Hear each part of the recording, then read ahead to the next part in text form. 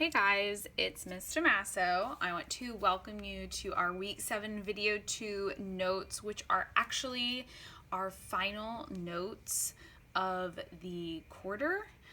This is going to be our last video with new material because next week on Monday I'm going to give you guys a study guide video, and then you're going to take your final quiz next week. So this is the last video of new material for you, which should be pretty exciting. And we are so close to the finish line, so close to the end of the year, which is pretty awesome. I'm sad that we can't all really be together for this, but this will have to do. So let's get ourselves started on our section here, which of course you can find the notes and the homework within the Edmodo assignment. This will be the last time that we do this with new material. You just have one more video after this one, and that's it. So let's get ourselves started. We are working on the final section of Chapter 8, which is 8.6, Probability Events and Conditional Probability. So we're going to get ourselves started right away. Okay, so the first main idea we're going to talk about today is theoretical probability. So you have probably heard of that word probability before, but probability is the measure of how likely an event is to occur. Okay, so how likely is it that I'm going to do whatever the event is? The set of all possible outcomes is called the sample space. So everything that could be is considered a sample space. For equally likely outcomes, the theoretical probability of an event, which we denote here with a P of E, the probability of the event, is the ratio of the number of favorable outcomes to the total number of outcomes possible. So a ratio is just going to be a fraction. So theoretical probability essentially is telling me what's the likelihood that something happens, that there's a favorable outcome out of the total number of outcomes possible. So an example of theoretical probability would be what's the probability that everybody in this class gets at least a C or above. So the favorable outcomes would be everybody that got a C or above, and then total number of outcomes possible would be however many students that we have. So we're going to do some examples here of something called simple events. There's two we're going to skip. So simple events are just the probability of one single event occurring. So here's our first example. A jar contains 32 red marbles and 28 blue marbles. What is the probability that a randomly selected marble is red? So it's going to be a ratio, which is a fraction.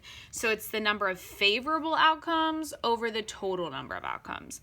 So the total number of marbles that I have inside of my jar, I've got 32 red and 28 blue. So together, if I add those two together, my total number is 60 marbles in total.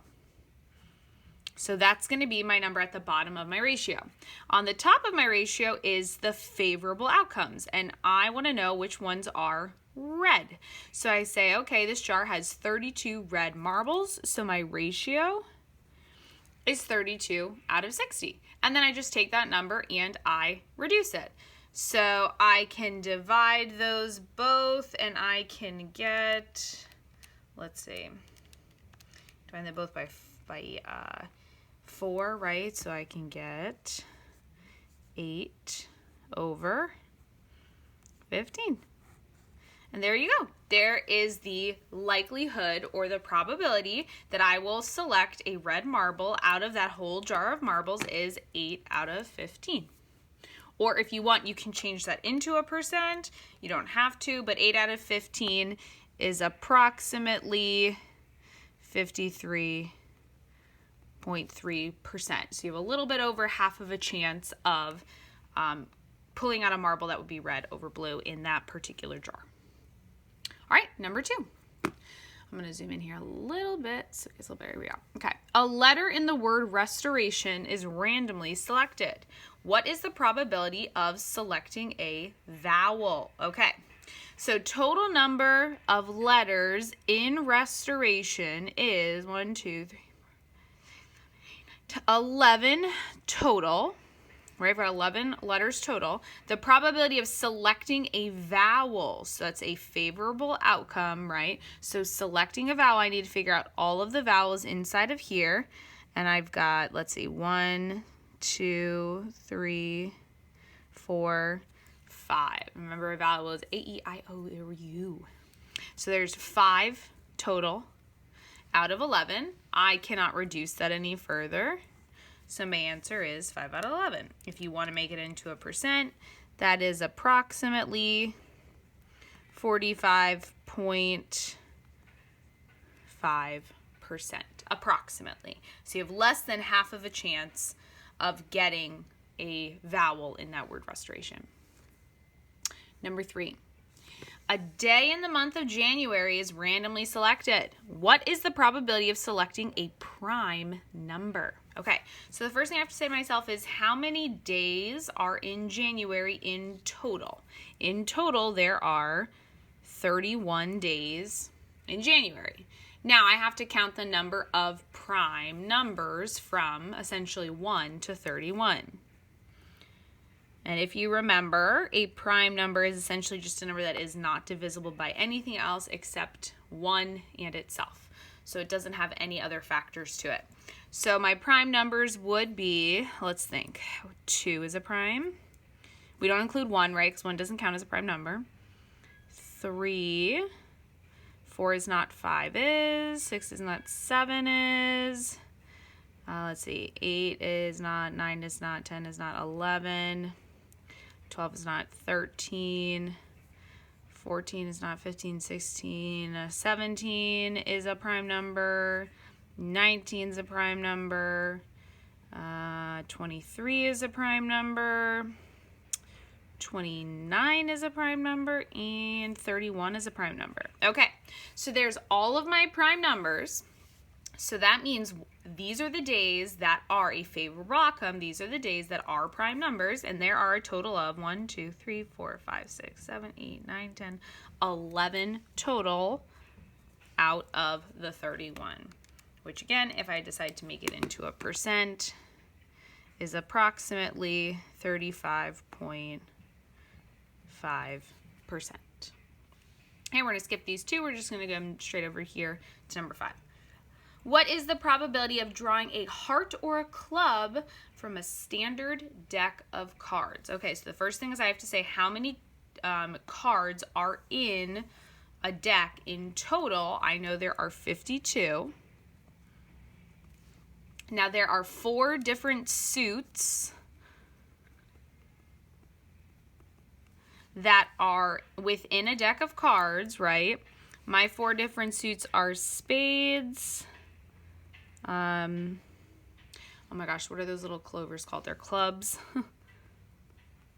Got hearts, and I've got diamonds. Now, of those 4 different suits, they all have an equal number of cards. So if I do 52 divided by 4, right, because there's 4 different types, there are 13 of each of these type of cards here. And the questions ask me the probability of drawing a heart or a club. So I have to add hearts and clubs together. So that's 26 total out of 52. Or if I reduce it, that's 1/2 of the deck, which makes sense, which is 50%. So essentially you have a 50% chance of drawing either a heart or a club from that deck of cards. Okay, that was just our first section, simple events. Second section called complement of an event. Complement. Okay. The complement of an event is the probability of the event not happening. Since the sum of all probabilities in a sample space is always 1, right, a total of 1 or 100%, the probability of event not happening is, we denote it looks like this, but essentially it just means take that 1, your 100%, and subtract whatever the probability is of the event. So it not happening means essentially I take 100% and I subtract the favorable outcomes, and I will get the not favorable outcome, which is called the complement of the event. So I'll show you what I mean. Number 7, the probability that it will snow tomorrow is 7 out of 20. What is the probability that it will not snow? So I take 1 and I subtract 7 over 20. Now, think about it. 1, I can't just do 1 minus 7 over 20. I can't get that and make that into written negative. That doesn't make sense. But 1 is the same thing as saying 20/20ths. Right? It's saying all of it. It's saying 100%. That's the same as this. So if I take 20/20ths minus 7/20ths, I get 13/20ths. So while 7/20ths say that it is a probability it will snow, there's a 13 out of 20/20ths probability that it will not snow. And again, if we add 13 and 7, I should get a full 1 or 20 out of 20. So there's a higher chance that it will not snow than a chance that it will snow tomorrow. And actually ours is probably like a 100 here in Florida because it is like 90 degrees today. Okay, number 8. A month of the year is randomly selected. What is the probability of getting a month that does not begin with the letter A? Okay, so the first thing is I just have to say, what months do start with the letter A? Well, there are only 2 months that start with the letter A, August and April, right? That's the ones that do. I've got 2 out of how many months in total? 2 out of the 12 months do begin with the letter A. The ones that do not begin with the letter A would be 1 minus 2/12. And instead of using 1, you remember the 1 is the same thing as saying 12/12. So if I do 12/12 minus 2/12, I get 10/12, which I can reduce. I can divide those both by 2, which is a 5/6 chance that I will pick a month that does not start with the letter A. Number 9. If the spinner to the left is spun, find the probability that it lands on a number that is not prime. Okay, so not prime. So what I'm going to do is I'm going to take 1 minus, and then I want to know the number of spins that are prime out of the total number that I have sections here. There are 16 sections here, and I'm going to mark all the ones that are prime, which we kind of already did already, but we know that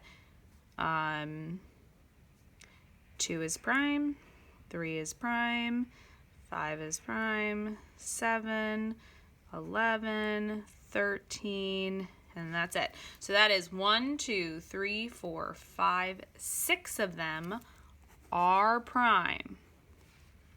To find the ones that are not prime, I'm going to do 1 minus 6 over 16. Remember, this 1 is the same as saying 16/16.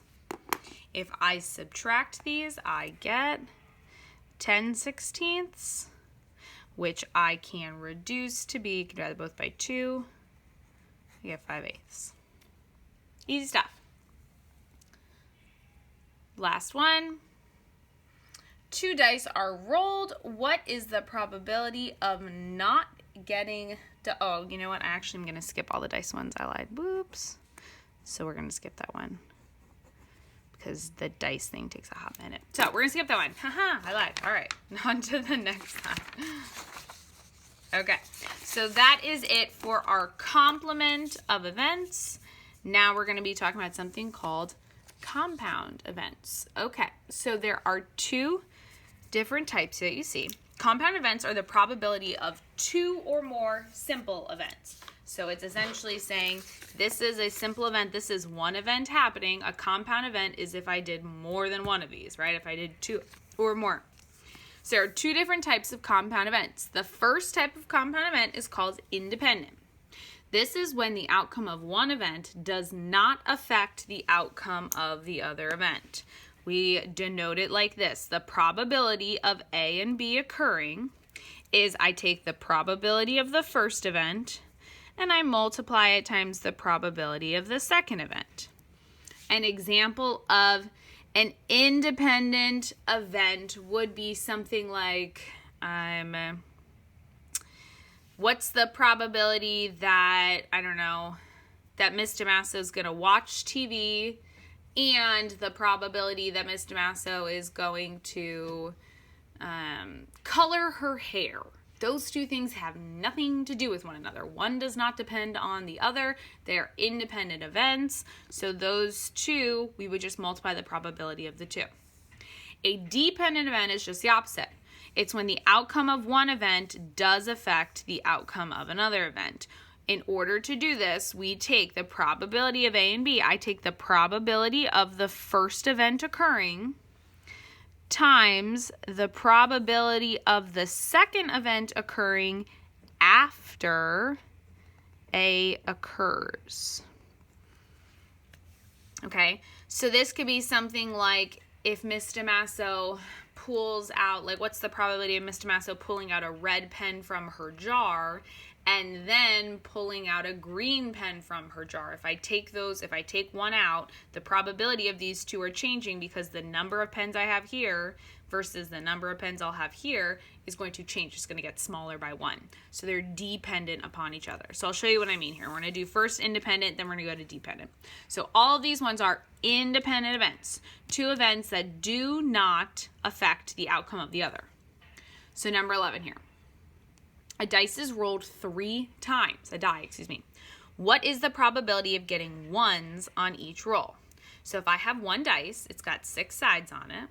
Okay, the first time I roll the dice, the probability of getting 1 on that dice is 1 out of the 6, right? It has 6 sides. The probability of getting a 1, the favorable, is 1 out of 6.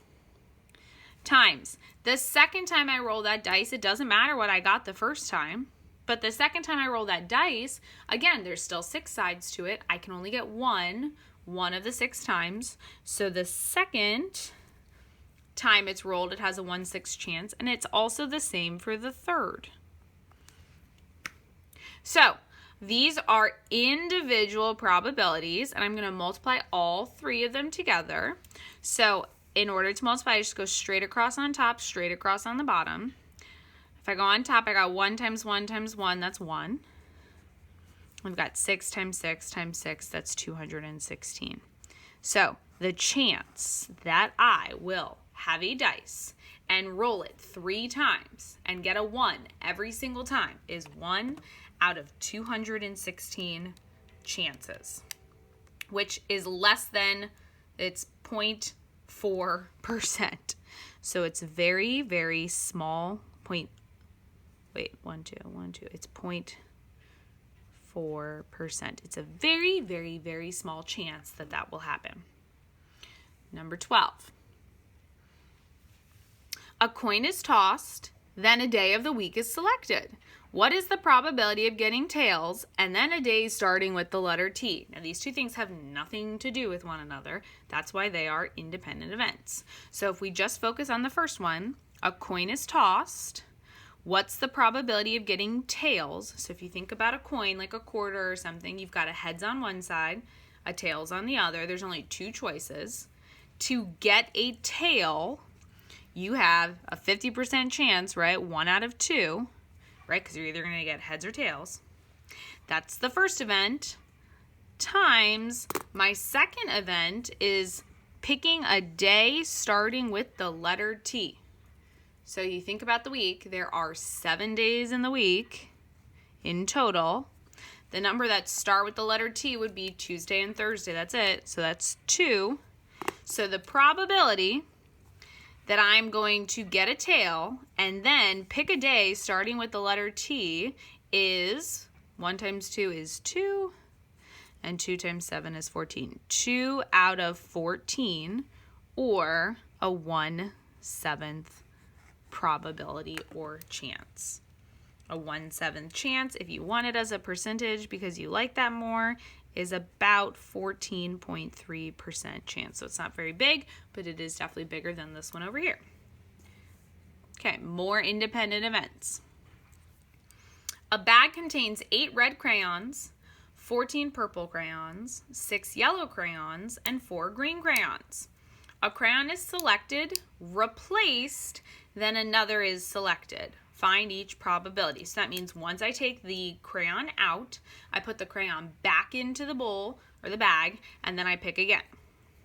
So what is the probability that I will first pick a purple and then I'll pick a yellow? Okay, so first of all, in total, I need to know how many I have total crayons. My total crayons are 8 plus 14 plus 6 plus 4.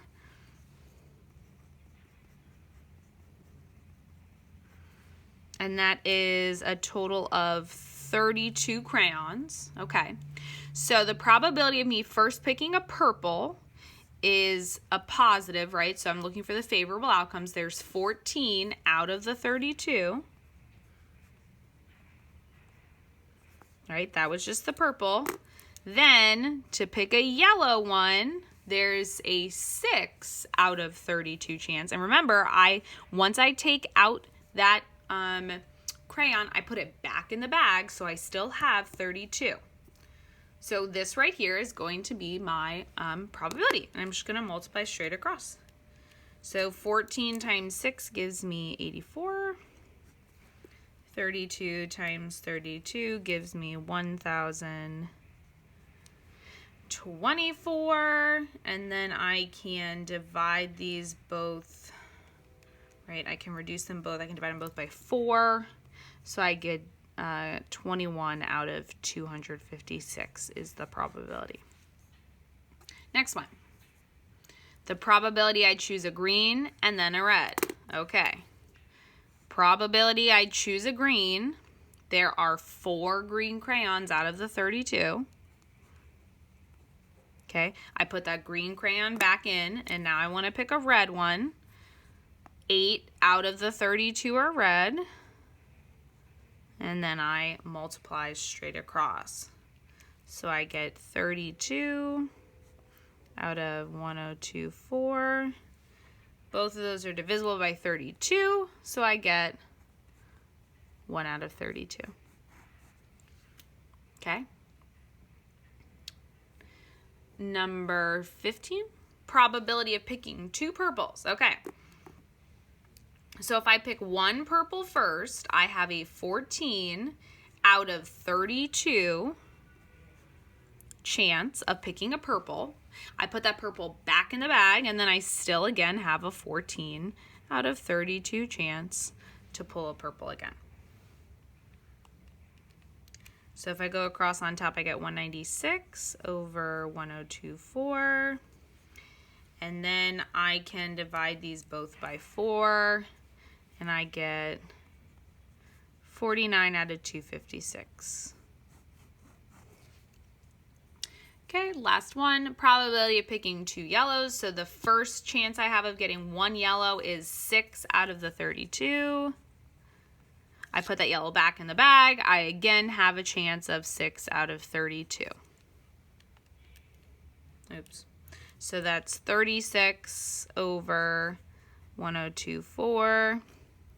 And then I can reduce that, divide them both by 4. I get 9 out of 256. Okay, so those were independent events, events that do not affect the outcome of another event. Now we're going to go on to dependent events. With the outcome of one event, it will affect the outcome of another event. And I'm going to show you what I mean. It says, using the examples from above, assume that once a crayon is selected, it is not replaced. Find each probability. So that means if I take out a purple this time, I am not putting the purple back in the bag, and then I have to go for my second probability, which means I'm now not going to have 32 for the second chance because I'm not putting that one back in. I'm now only going to have 31 crayons in the bag. And so every time I take another one out, then that number gets smaller each time. How many are there total? So my probabilities are going to change. All right, so the first one is the probability of picking a yellow first. So the first one, you always have to go in order. Yellow goes first. So at the beginning, I have all of the crayons in total, 32 crayons. The probability that it is yellow, there are 6 yellow crayons. So I have 6 out of 32. Now, I take that yellow crayon out of the bag, and so now when I go to do my second one, the red one, I no longer have 32 crayons in the bag. I now have 31 crayons in the bag. But I still have the same amount of red ones, and there were 8 red crayons, so this stays an 8. And so notice that that now changes my numbers here. Okay, so I'm just going to multiply straight across. I get 48 out of 992. And then I always try my best to simplify. I can divide these both by, by 16. So divide them both by 16, I get 3 over 62. Okay, so notice how that definitely changed my probabilities. Okay, now we're going to go to this next question. We're going to start over again, but we're saying that once that crayon is selected, it's not replaced. So we're going to start over again. Okay, so the probability right now of picking a purple, if I've got the full bag, to pick a purple crayon, there are 14 purple crayons. So I've got a 14 out of 32 chance. Then I take that purple crayon out. I now have, or whatever color I ended up picking, I take that crayon out. I now have 31 crayons left, and I want to know the probability of picking a green one now. So green ones, that didn't change. There are 4 green crayons. So now I've got 4 out of 31. Okay, multiply straight across. I get 56 out of 992. And then I can divide these both by, I think, by 8. Divide them both by 8. I get 7 out of 124. Okay. Starting over. Number 19, the probability of picking 2 reds. Okay, so I start with 32. The probability that the first time that I pick a red is 8. So I'm at 8 out of 32. Now, the second time, whatever that crayon was, I take it out. I now have 31 crayons, but my probability for my reds goes down because that red crayon is now gone. So instead of me having 8 red crayons, now I have only an opportunity to pull 7 of the 31, right? Because if I did get a red one the first time, the second time I would no longer have 8, I would have 7. So it's very important that you are noting if they are being replaced or not replaced. If they're not replaced, these numbers definitely are going to change. Okay, so 8 times 7 goes straight across. I've got 56 over 992, which just so happens to be the same probability as over here. So it's 7 out of 124. All right, number 20, the probability of picking 2 greens. Okay, so I know I start with 32. Okay, there are a total of 4 green crayons the first time. Okay, now let's say I did pick a green crayon and I took it out. There are now only 31 crayons in total, and instead of having 4 green crayons, I would now only have 3. Okay, now I go straight across. I've got 12 out of 992. I can divide them both by 4. I get 3 over 248.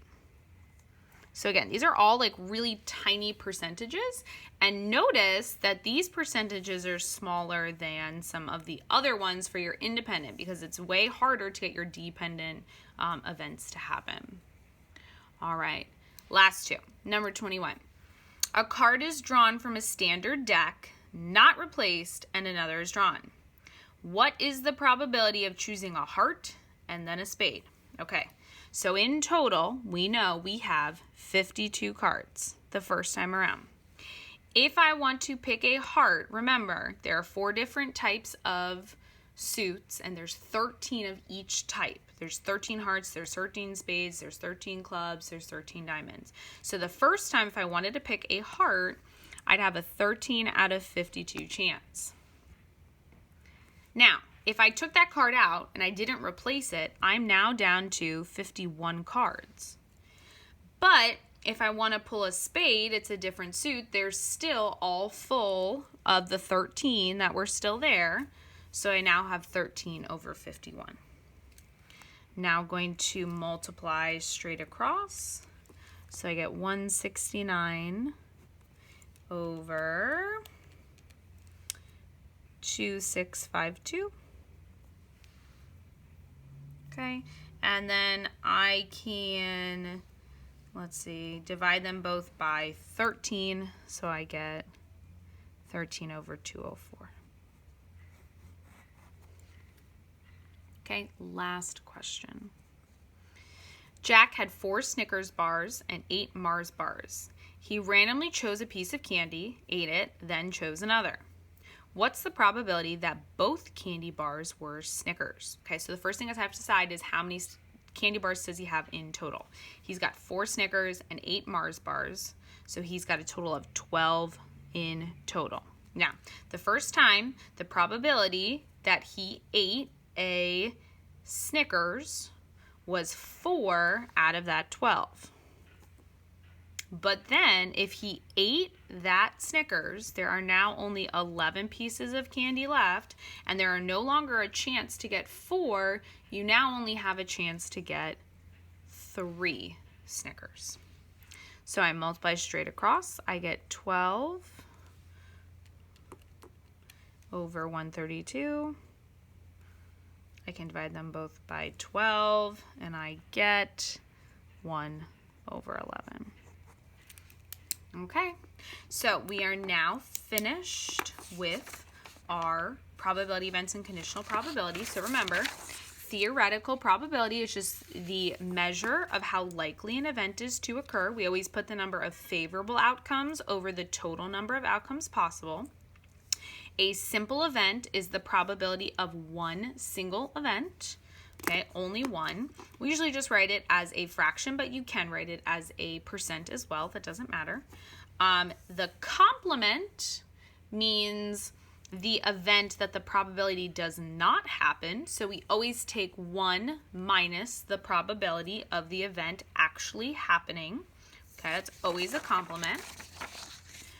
Compound events are the probability of 2 or more simple events. And we always have we have 2 different types. We have an independent event where the outcomes do not affect each other and we just multiply those 2 probabilities, and a dependent event where we've got the probability of the first one does affect the probability of the second one. Okay, so you can now go back to the week 7 video 2 homework. This will be due on Monday. I'm going to give you guys your study guide next week on Monday.